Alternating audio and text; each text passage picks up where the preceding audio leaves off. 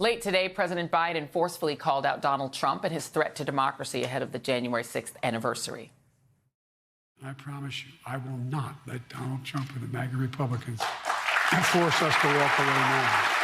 He went on to say he'd be a dictator on day one. He promised it would be wild, and it was. He told the crowd to fight like hell, and all hell was unleashed. These MAGA voices who know the truth about Trump on January 6th have abandoned the truth and abandoned the democracy. They made their choice in trying to rewrite the facts of January 6th. Trump is trying to steal history the same way he tried to steal the election. But we knew the truth because we saw it with our own eyes. The president spoke a short distance from Valley Forge National Historical Park, where General George Washington mobilized troops during the Revolutionary War, the fight to separate the U.S. colonies from the British Crown and establish a democratic republic some 250 years ago. Washington faced no constitutional term limits when he was later elected as the first president of the United States. But after 2 terms, he willingly stepped down, urging in his farewell address that citizens of the new nation should always put aside their regional and political affiliations and put America first. It's a stark reminder that there have been 44 American presidents who understood that you had to cede power. 44 presidents until Donald Trump. Trump's refusal to commit to a peaceful transition of power resulted in one of the most exhaustive and aggressive congressional investigations in recent memory, the January 6th committee that investigated the Capitol attack and laid out its case in vivid and disturbing detail. Committee Chairman Benny Thompson made it plain, saying Donald Trump spurred a mob of domestic enemies of the Constitution to march down the Capitol and subvert American democracy. He also laid out why insurrectionists should not serve in official positions, highlighting the post-Civil War change to the federal oath of office. After war in 1862, when American citizens had taken up arms against this country, Congress adopted a new oath to help make sure no person who had supported the rebellion could hold a position of public trust. Therefore, Congresspersons and United States federal government employees were required for the first time to swear an oath to defend the Constitution against all enemies, foreign and domestic. That oath was put to test on January 6, 2021.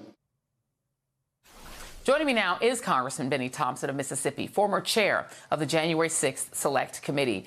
Chairman Thompson, thank you so much for being here. Your opening was one of the things that stayed with me the most, I have to be honest, after the whole thing, after all of those hearings. It just sort of, because I love the fact that you held to the history of it.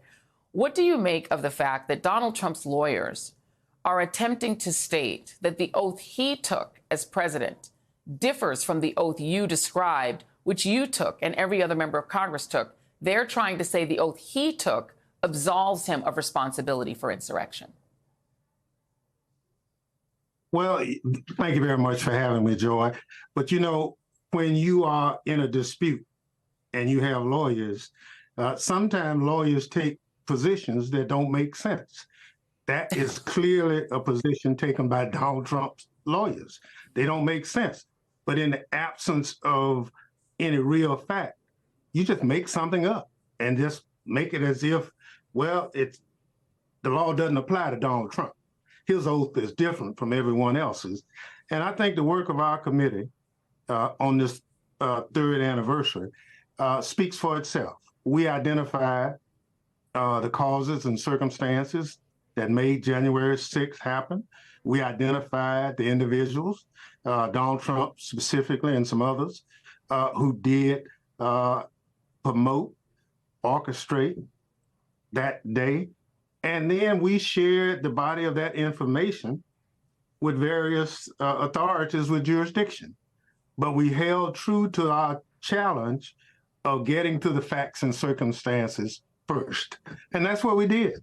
18 months. We worked night, day, weekends, and until we got it done. Produced a report. There are people who don't like our report, George, but they can't refute the facts. You know, we offered people an opportunity during the hearings that if you had information counter to what we have presented, please come forth under oath. Under oath is important. Now, you can just come and just run off your mouth. But the point is, we were a serious body. We deposed hundreds of witnesses, and we stand by the facts and circumstances produced by our committee. Let's talk about Joe Biden today. He called out one specific person because there was universal agreement, it seemed, on Capitol Hill, at least for the most part, about January 6th immediately afterwards. Here's President Biden calling out one of the people who agreed with him at the time. When the attack on January 6th happened, there was no doubt about the truth. At the time, even Republican members of Congress and Fox News commentators publicly and privately condemned the attack. As one Republican senator said, Trump's behavior was embarrassing and humiliating for the country. But now that same senator and those same people have changed their tune. He didn't name him, but Lindsey Graham on January 8th, 2021, said he had never been so humiliated and embarrassed for the country. He spoke in palpable frustration over how his longtime ally handled the riot. He meant Lindsey Graham. What do you make of the universal capitulation to Trump by Republican House members and United States senators like Lindsey Graham this 3 years later? They're all now with him, endorsing him, supporting him. Well, Joy, that's an absolute demonstration of being spineless. You can't be for both events. You're either for it or against it. And so our spineless colleagues, primarily Republicans, who were upset as to the events of January 6th, as time went on, they came back into the fold. And I think what we see right now, the president talked about it, is the mega Republicans are at it again. They want you to believe what happened on January 6th was the equivalent of a congressional tour. They want you to believe that it really wasn't Trump people breaking into the Capitol. It was Black Lives Matter or Antifa dressed up as Trump people. So you're getting all these stories, but the work of our committee refuted all of that. It's clear that in that 850-page document, it is the truth. We identified those individuals who had become electors illegally. We made that information available to the Justice Department. We deposed many of those individuals. We made the case for the Department of Justice.